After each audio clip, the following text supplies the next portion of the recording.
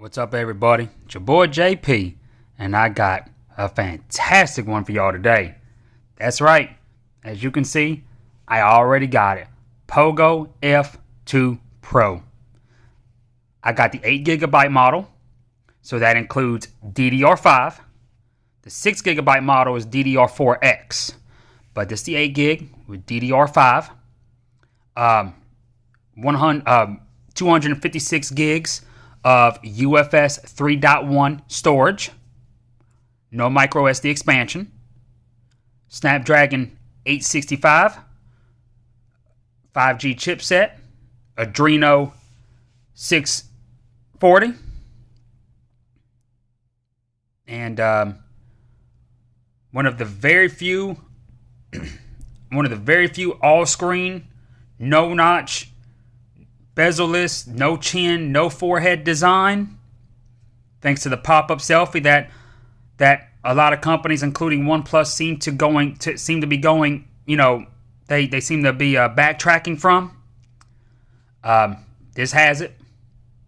It's going to be one of the very few devices with these specs that has that kind of screen. Excuse me, there, y'all. I've been having to clear my throat there for some reason. But nonetheless, this thing is hot. It's a cyber gray. This camera is showing off a lot of fingerprints, but it's actually not a fingerprint magnet. My hands may have just been greasy there. Cyber gray, and it's sexy. It is sexy. It's semi-glossy, but it has a very nice matte texture feel to it as well. Kind of like, I would say like 70% matte and 30% glossy. So it just feels great in the hand. I mean, it's absolutely beautiful. Absolutely beautiful. Love this phone. Always on display. In-display fingerprint sensor. It works great. It always seems to not work that great when I'm filming, but when I tell you it's great, it's great. And I'll let you know if it's not that great, because I reviewed phones where it's not great. This does have face unlock as well. See if I can. Probably not gonna see me over the camera. Oh, there it goes. Cool. All right. But this phone is amazing. I mean, as I said, flagship specs. And it has even more than just flagship specs. Again, UFS 3.1, DDR5. This phone is priced right. I mean, it is priced right. I got this for either, I got it for $588. Got it for $588 USD, United States dollar, $588 or $587, something like that. And you're not going to find a better deal. Its closest competitor, spec to price ratio, is the Red Magic 5G with the same amount of storage and processor. Red Magic 5G has a lot of really cool things going for it that this phone doesn't have, and vice versa. Honestly, if you're picking between those two phones, it's really going to come down to your design preference. You know, the Red Magic 5G is a straight gaming phone. It's thick. It has, I can't say it contributes to the large battery, because this actually has a bigger battery, but it does contribute to the built-in fan inside that makes the phone thicker. It actually has the Red Magic 5G actually has a smaller battery than its predecessors, because they wanted to make it a little thinner than the predecessors. So, in case y'all were wondering. But it's still not anywhere as slick as this. That has chin, forehead. The bezels are pretty minimalistic, but it has a chin and a forehead. But they do that on that phone for a different reason. It's kind of a gaming aesthetic to prevent any kind of ghost touching, because it's a gaming phone, so it's not going to have that latest design. But generally, phones like this, the interface has things that try its best to prevent from ghost touching. So that's really not going to be an issue, I think, with the phone like this, even though it's completely bezel-less. I don't think you're going to have a better experience gaming on that phone as you will with this phone. This has what Poco calls liquid cooling 2.0. It has multiple vapor chambers, not just one like what Samsung did with the Galaxy S20. So, I mean, it doesn't have a built-in fan, obviously. It's not that thick. It is splash-proof, which, the Red Magic 5G is not. Different color power button there. I know a lot of people are going to wonder, what's the difference between this and the Redmi K30 Pro 5G, which I also have a video on. I also had that phone. There is a few differences to note. Externally, the Redmi K30 Pro is flashier because it uses your glossier designs. And a lot of your manufacturers like OnePlus and many others are going to a more matte finish. They're kind of going away from that glossy finish to a matte finish to make them easier to hold even without a case. That is one external design change from the K30 Pro to the Poco F2 Pro, is you get the matte finish here as opposed to the super glossy finish of the K30 Pro. You notice it doesn't have the fancy smancy ring around the camera. It just has a ring, but it's not all flashy like the K30 Pro. Again, it just kind of goes with the matte finish that this phone has. This phone is, I guess I would say, more professional looking, if that makes sense. I mean, it's beautiful. It's beautiful. Obviously, the reason why you're going to want the Poco phone, the Poco F2 Pro over the Redmi K30 Pro, it's not necessarily going to be price.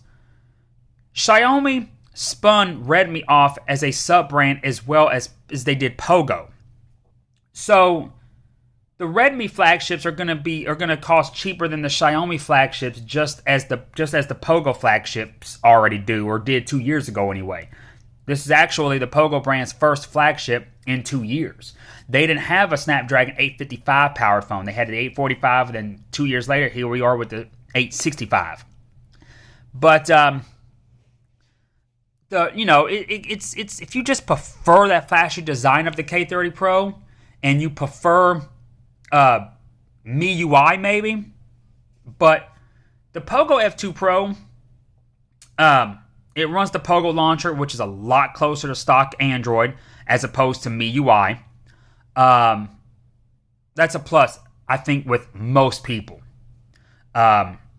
You also get better band support with the Poco F2 Pro. You're going to get better band support here than with the Redmi K30 Pro. If you used AT&T, the Redmi K30 Pro relied on band 5 for LTE. But here's the problem. Now that AT&T is flipping the switch on their sub-6 5G, which is going to be their nationwide 5G to compete with T-Mobile, not millimeter wave, but sub-6, they're using band 5. And what they've done, especially in my area, I've already noticed a couple months ago, even before we got 5G, was that band 5 stopped working. My Xiaomi phones that only worked on AT&T LTE with band 5 and didn't have band 2 were no longer getting LTE, but only HSPA+. That's because they are not decommissioning band 5, but they're converting band 5 over exclusively for 5G sub-6. So you're going to lose that LTE capability if you're using a phone that doesn't have 5G and only relies on band 5 for LTE on AT&T or any provider using AT&T's network. Remember that. A lot of Xiaomi phones, mainly your Chinese phones, your non-global variants, and we know Xiaomi does a lot of global variants. That's just another reason to not get the Chinese variants, as if having the Google Play services not built in is already not reasoning enough, because it's really not the same thing when you install the Play services. When you sideload them, it's not the same. This is another reason to kind of add to that you really would want to just wait for the global variant. Because I do find that with Xiaomi more than any other brand, the Chinese versions are always missing band 2. Band 2 and 5 are the most popular bands that AT&T use for LTE. They also use band 17, which is the same as band 12. Them and T-Mobile share that. But But normally, when their phones are missing band 5, they're also missing band 12 and 17. So you're just kind of shot right there. You're literally relying on band 2. And their Chinese phones will have band 5 and not 2. And if AT&T is in the process of converting your area to sub-6 5G, you're not going to have access to LTE if your area only has band 5 to rely on that for. That's how my area was. If the phone only had band 5, I should say. It's confusing. It's very confusing here. So, hit me up in the comments if I'm confusing you. I know what I'm trying to say. I just may have threw that in a loop there. But I'm just trying to go over this phone here at the same time. I'm trying not to ramble, but I'm really excited about this phone here. It has your app drawer. As you can see, I've changed some of the customizations up from Poco. I don't like the recent app thing at the top that they have and the suggestions and the categories. I still like the drawer, all in alphabetical order. Of course, the Poco Launcher has a search bar down here in the app drawer. This is Poco Launcher 2.0. But yes, the Poco F2 has band 2. So if your area, if this phone isn't compatible with 5G, it is a 5G phone, but if it's not compatible with 5G in your area, but they've already started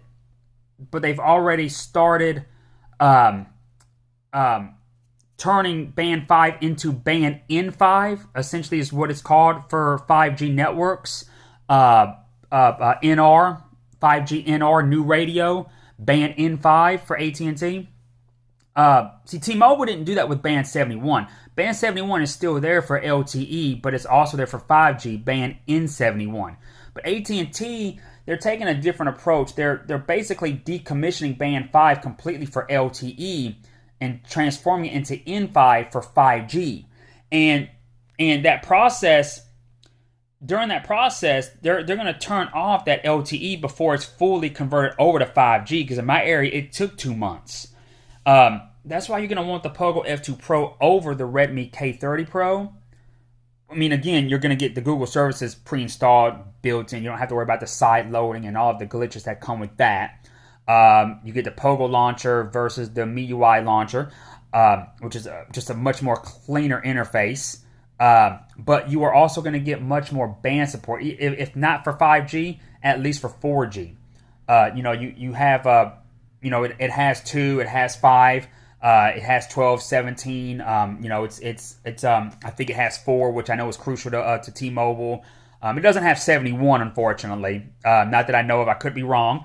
I have actually had Xiaomi phones before too that didn't list bands that it did actually have. Last year, the Black Shark 2 Pro, with the Snapdragon 855 Plus did that. It didn't have band 2 listed, but I was getting band 2 on it for AT&T. So it's really hit or miss with Xiaomi. It's really hit or miss, but take it from experience. If you get the non-global Redmi Note 9 Pro, more than likely won't have band 2. It's going to rely on band 5 for LTE, which a lot of these areas are no longer using for AT&T LTE. But if you get the Note 9S, which is a global variant of the Note 9 Pro, it has band 2. I mean, it has band 5 as well, in case your area hasn't started hasn't started the transferring yet. But when that transfer happens, you'll have band 2 on the Note 9S. So you're fine. Band 2 was always a quicker frequency for LTE on AT&T's network anyways.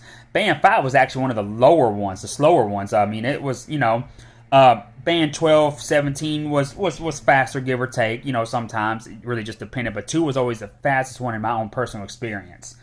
I've been to Texas, Arkansas. That's just my experience with that frequency, in a radius around where I live at and where I go.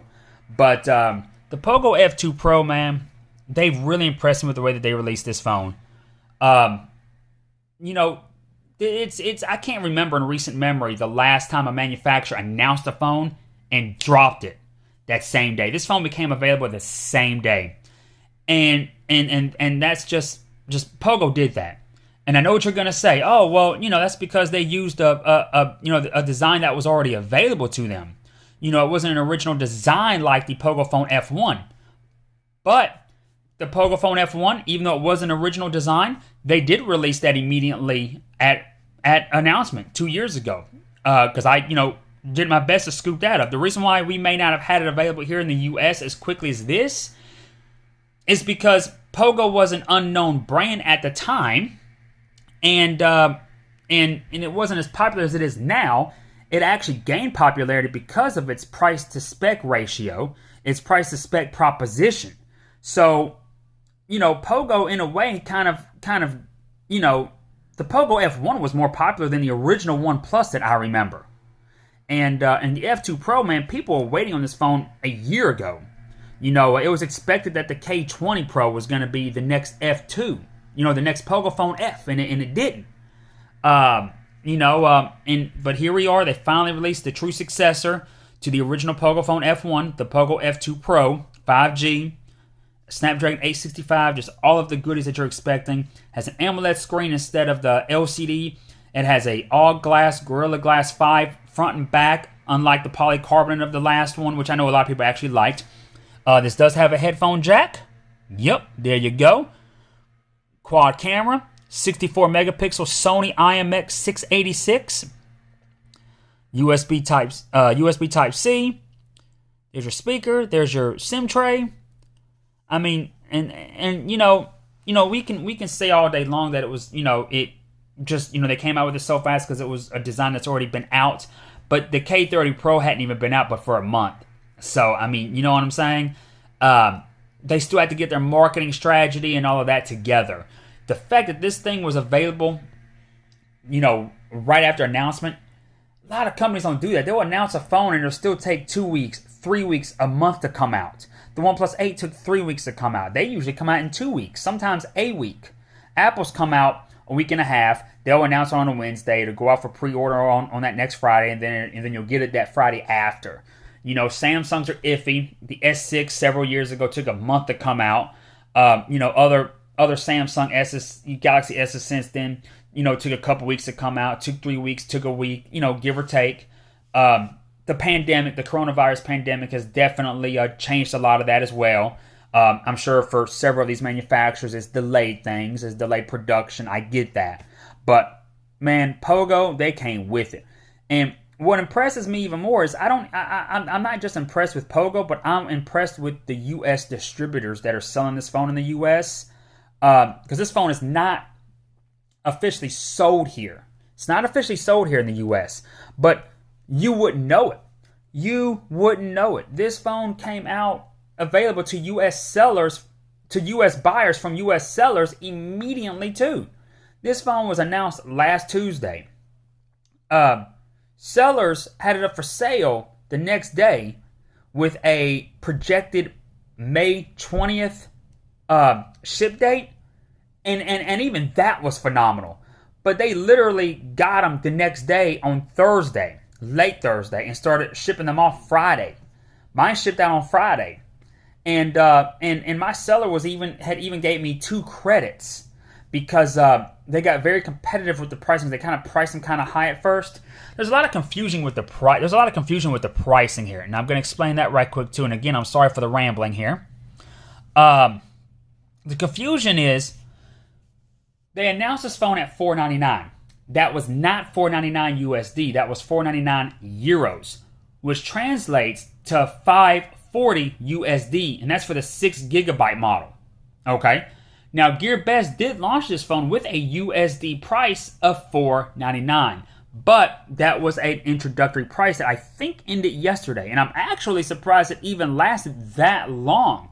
And if you got it for that price, kudos. That is freaking amazing. I am not mad at you whatsoever. But it's still you still got a week to go before you actually receive it. A couple of sellers are already selling this on eBay. They've gotten very competitive with the pricing. They've lowered it. Again, I got the 8 gig model, not the 6 gig. That costs $540 or $499, whatever you got it for. I got the 8 gig model, okay? And you can go on Poco's website.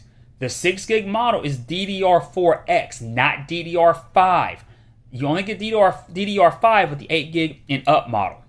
Now, speaking of which, there is another difference between this and the Redmi K30 Pro. The Redmi K30 Pro 6 gig was not only DDR4X, but also only UFS 3.0. You didn't get UFS 3.1 until you got the 8GB model and above, just like you didn't get DDR5 unless you got the 8GB model and above. That is one thing that they did change internally, because the 6 gig Poco F2 Pro does get UFS 3.1. It just doesn't get DDR4X. You get DDR5 again with the 8 gig and up, but you get UFS 3.1 across the board. And that is one thing that you will have over the Red Magic 5G, as I used that as a price comparison earlier. That has DDR5, but it only has UFS 3.0, and that's across all models. The 8 gig and the 12 gig model that they offer that. Again, though, you're getting the same size screen here as that phone. It's a 6.67, but this has a much smaller footprint because it's completely bezel-less, pop-up camera. One of the very few phones that even still keeps that, because everyone else is backtracking on that, like OnePlus. Still splash proof. It's not IP rated, but it is splash proof. That's good enough for me. Sorry. This thing is fast. It's near stockish Android, if I can say that. I really like the Poco launcher, actually. I really do. You asked me a couple years ago, I would have said that I liked Oxygen OS more than the Poco OS, but I have found the Oxygen OS to be kind of boring to me now. I am digging the Poco launcher. I am, because since its inception, they have really added to it. I'm actually really digging the Poco interface. I really am. Sometimes just stock pure Android gets boring sometimes. And of course, in a couple weeks I'll have the Pixel 4a, and I'll be raving about how amazing it is with the Pixel user experience. I'm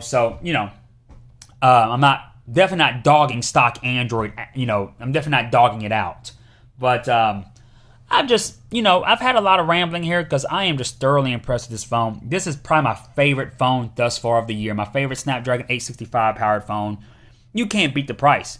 Your OnePlus 8, not even the Pro, just your regular OnePlus 8 is $700. It's not touching this.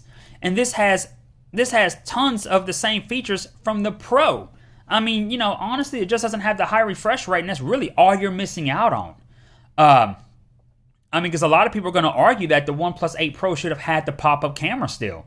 Of course it doesn't have wireless charging, but again, it's not even $600. You're going to pay $500 to $540 for this 6 gig model, depending on where you go and what promotions you get, if they're still available, etc., etc. You're gonna pay $590 to $600. Maybe $610, $615 for the 8 gigabyte model, depending on where you go. I don't think there's a 12 gig model. They may come out with one later. Who knows? This is available in 3 other colors: a white, a purple, and a blue. And you go to my video of the K30 Pro. I had the pearl white, which looks the same as the F2 Pro's pearl white. The other ones are pretty exclusive to the Poco. But this is the cyber gray again. And it's absolutely beautiful. It's stunning. It is stunning. I am digging this phone here. You got your case. It's a really good, high-quality case, too. 30-watt charger, USB Type-C cable, your books, your SIM ejector tool. This is the little sleeve that goes over the phone here. I'll kind of let you read that there for a minute there. Snapdragon 865 with 5G, 6.67 AMOLED screen. The quad camera AI does shoot in 8K video, and a 4700 milliamp battery. Even the Red Magic 5G is a 4500 milliamp battery. This is freaking amazing. Amazing. This has band 2, not just band 5 for AT&T. You also have 12 and 17, if I'm not mistaken. Maybe 4, but the Poco F2 Pro I highly recommend it over the K30 Pro. I realize the K30 Pro is another sub-brand spun off by Xiaomi, which means it's very cost effective as well. if either of these, whichever one is higher than the other, it's not going to be by much. But I think the Redmi variant is more expensive than the Poco. I think this is the cheap. I think the Poco variant is the cheapest one, and you get better band support. I mean, we can talk about which interface you prefer all day long, because you can put the Poco launcher on the Redmi K30 Pro. You can sideload the Google apps. Of course, it's not the same thing as when they're built in, so keep that in mind. But the Poco F2 Pro, especially here in the United States, you're gonna get that better band support that you need. You need it, especially for T-Mobile. I mean, it's only now that the AT&T you're having to be a little bit more pickier, because they are basically again decommissioning band 5 for LTE entirely and converting it to purely 5G, which isn't exactly what T-Mobile is doing with their 5G sub-6 network that works on band 71. Band 71 is still there for LTE, and then you have band N71 for 5G sub-6. AT&T is just doing away with band 5 for LTE completely and just converting it to N5 5G NR sub-6. So just keep that in mind. And I'm rambling on about that because I did get a couple of comments before. A couple of my videos didn't talk about the band support like I normally do, and people were actually disappointed. So I'm glad to know that people do actually watch my videos for specific reasons, and that really made me happy that someone paid that much attention to say, hey, Justin, dude, you didn't talk about band support. That's like why I watch your videos. You always go into detail about your band support. I appreciate that, y'all, very much, very much. I know you're not going to like all this rambling, but I'm sorry, I'm proud of this phone. You don't have to get on to me. I already know about the Just a lot of excitement. I could not wait to show you this phone. There's not many unboxings of this phone, and the fact that I'm able to show you a quick overview right here from the U.S. already before a ton of videos are even available overseas where this phone originates from, I had to. I want to get this out as soon as possible. I could not wait. So happy I got it quick. I'm impressed with Poco, brought it out ASAP, and then I'm equally impressed out of the U.S. distributors that knew this phone was going to be popular and highly sought after, and they did what they do, got with Poco, whoever, and immediately had it available in the U.S. I mean, it went on sale overseas Tuesday. Distributors put it up for pre-sale Wednesday with a projected May 20th date, but had it the next day on Thursday. And, I mean, this is amazing. This is amazing. And, like I said, the thing is freaking sexy. I mean, that damn, man, that thing is, hold on, y'all. I gotta do a smell test before I get off this video. Man. Ooh. Man, oh man. Man, this may not be a gaming phone, but that thing smells like Call of Duty and no spyware pop-up camera, not having to worry about a camera facing you 24 hours. Combined, that thing smells amazing. It looks great. It feels fantastic. Ladies, man, you already know. You know what time it is. But here we go, y'all. Again, Poco F2 Pro. Hope y'all enjoyed it. Sorry it was such a long video. I really hope y'all like this one. Peace.